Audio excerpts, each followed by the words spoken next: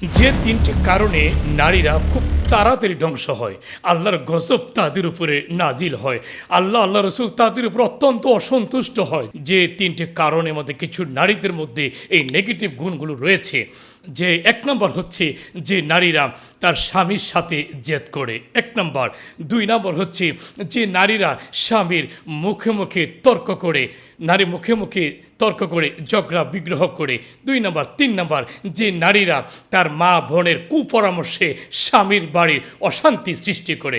আসলে এই তিনটি বিষয় আমরা হাদিসে কারিমায় থেকে আমরা জেনে নিই। নবী পাকের একজন সাহাবী, নাম হলো আবুল কাসিম ইবনে আফফার রাদিয়াল্লাহু তাআলা, বুখারী শরীফ হাদিসের মধ্যে আসে, তিনি বললেন, ইয়া রাসূলুল্লাহ হাবিব আল্লাহ, আমি যখন আমার বোনকে মাটি দিতে যাই।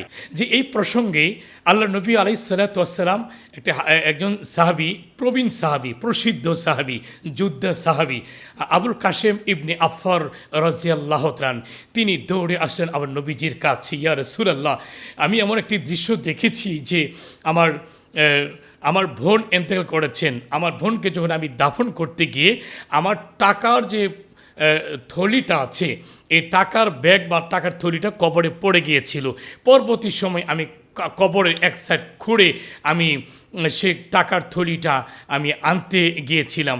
দেখলাম যে কবরতে এরকমভাবে আগুনে ফুড়ুঙ্গি বের হইতেছে। ইয়া রাসূলুল্লাহ হাবিব আল্লাহ, আমি সর্বপ্রথম আমার মাকে জিজ্ঞাসা করলাম, হে মা, আমার বোনের এই কবরের মধ্যে আগুনের ফুড়ুঙ্গি বের হচ্ছে, তার কারণ কি?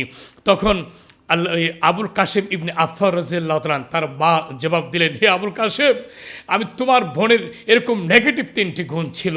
এই নেগেটিভ গুণের মধ্যে একটি নেগেটিভ গুণ হলো তার যে স্বামী ছিল, অর্থাৎ তোমার যে ভগ্নিপতি ছিল, তার সাথে মুখামুখি তিনি তর্ক করতেন এবং তার সাথে জিদ করতেন, মুখামুখি তর্ক করতেন, ঝগড়া বিগ্রহ করতেন এবং স্বামীর সাথে অধিক পরিমাণে তিনি জিদ করতেন, কিছুতে না কিছুতেই তিনি জিদ করতেন আর স্বামীর মুখামুখি তর্ক করতেন। আর দেখে গেছে তার আমার এই ভারের কিছু কথা বা তোমাদের এই কারো কথা ওই স্বামীর বাড়ি এমন কিছু কথা তার অশান্তি সৃষ্টি করতেন। এই অসন্তুষ্ট, আমার মনে হয় এই ছাড়া তার কোনো নেগেটিভ দেখি না। এই বিষয়টা শোনার পরে আবুল কাসেম ইবনে আফফার রাদিয়াল্লাহু তাআলা দৌড়ে গেল নবীজির কাছে, ইয়া রাসূল হাবিব আল্লাহ, কাইফা হাল ইয়া মালুমিল্লাহ, ইয়া রাসূলুল্লাহ, ইয়া আবুন, আমার বোনকে আমি মাটি দিয়েছি, আমি জানছি আমার টাকার থলিটা কবর পড়ে গিয়েছিল। এক সাইডে খনন করে টাকার থলিটা আমি আনতে গিয়েছিলাম, কিন্তু এক সাইড খনন করার সাথে সাথে দেখলাম আমার বোনের কবর থেকে আগুনে ফুড়ুঙ্গি বের হতে যাচ্ছে। আমি দৌড়ে আমার মাকে জিজ্ঞেস করলাম, ইয়া রাসূল, মাকে জিজ্ঞেস করলাম, ইয়া আম্মু, হে আমার মা, আমার বোনের এমন কি নেগেটিভ, তার কি আমল ছিল যেটা আল্লাহ রসুলের অসন্তুষ্ট ছিল? তিনি বলছেন যে এই তিনটা যে আমলগুলো ছিল। ইয়া রাসূলুল্লাহ, আপনি বলুন আমার বোনের জন্য আমি কি করতে পারি?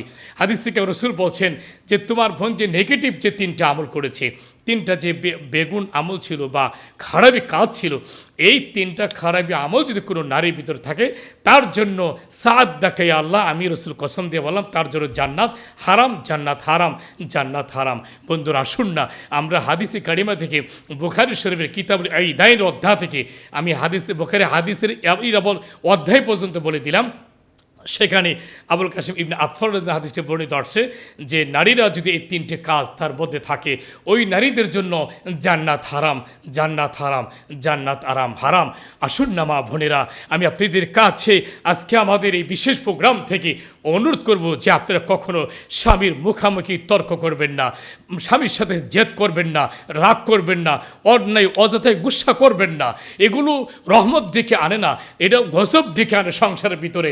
সংসার আয় বরকত নষ্ট হয়ে যা, সংসারের বরকত নষ্ট হয়ে যা, ফায়েজ নষ্ট হয়ে যা, আয় বরকত রোজগারের মধ্যে বরকত নষ্ট হয়ে যা, আল্লাহর তরফ থেকে গজব নাজিল হয়, ফেরেশতারা ওই সংসারে অভিশাপ দিতে শুরু করে। নাউজুবিল্লাহি মিন যালিক। আসুন না মা বোনেরা, আমরা যেন কোনো দিন আমাদের স্বামীদের সাথে, স্বামীর খেদমত করা ফরজ, নামাজ পড়া যেরকম ফরজ, রোজা করা ফরজ, হজ করা ফরজ, জাকাত দেওয়া ফরজ, এরকমভাবে স্বামীর খেদমত করাও কিন্তু ফরজ। তাহলে ফরজ কাজের জায়গা, আর সেই জায়গায় স্বামীর সাথে আপনি কিছুতে না কিছুতে আপনি জেদ করলেন, রাগ করলেন, আপনি মুখে মুখে তর্ক করলেন, আর স্বামীর আপনার বাবার বাড়ির কিছু কিছু মহিলাদের কুপরামর্শে আপনি স্বামীর বাড়ির অশান্তি সৃষ্টি করলেন, কখনো এই কাজগুলি করবেন না। আজকে এই ভিডিওতে পরিষ্কারভাবে হাদিস কোরআন থেকে আপনারা জানতে পারলেন। এই বিষয়গুলোর উপর আল্লাহ রব্বুল আলামিন আমাদের প্রত্যেকটি মা বোনদেরকে, আমাদেরকে যেন এই বিষয়টির উপর আমল করার আল্লাহ রব্বুল আলামিন আমাদের উপর তৌফিক দান করুন। আমিন। আসসালামু আলাইকুম ওয়া রাহমাতুল্লাহি ওয়া বারাকাতুহু।